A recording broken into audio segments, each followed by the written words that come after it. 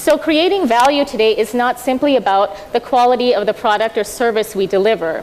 It's very much about the quality of a firm's conduct, both internally and externally.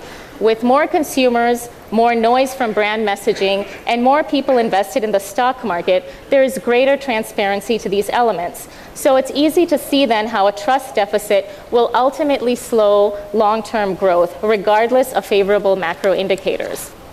Advertising and marketing can amplify the success of a great design, but they can rarely compensate for a poor one.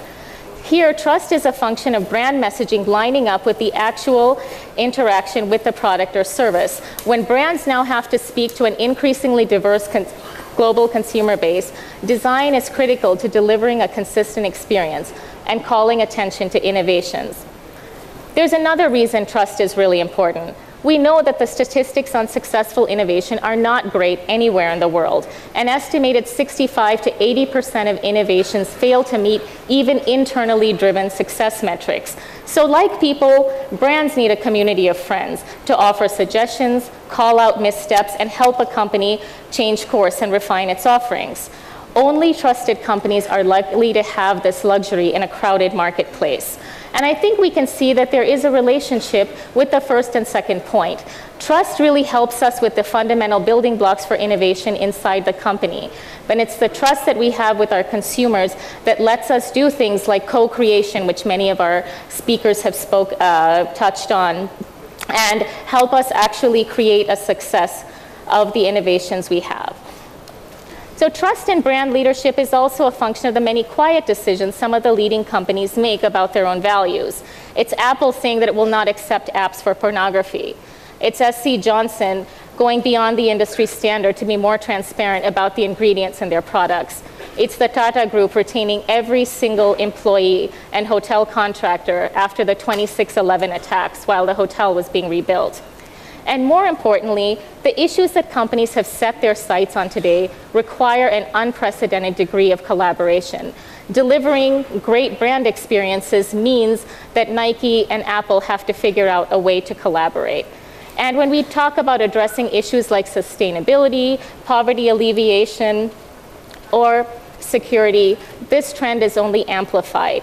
And therefore, a conscious effort and investment in building trust is something we should all turn our attention to. The design element and the technology element and story are critical, as you say. And so we're working very hard to separate ourselves from a technology perspective. So with Figo here, we were first in the segment to launch Bluetooth, for instance, in a segment where value for money is a very strong focus and a very strong brand builder from a trust perspective.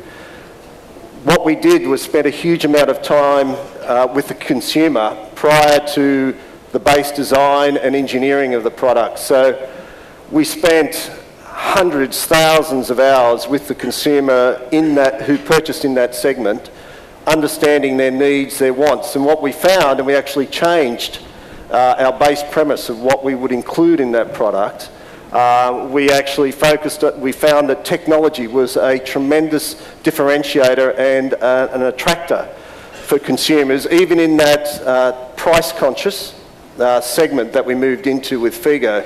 So we actually, late in the piece, after significant research with the consumer, put Bluetooth in our product, which was a differentiator first in the segment.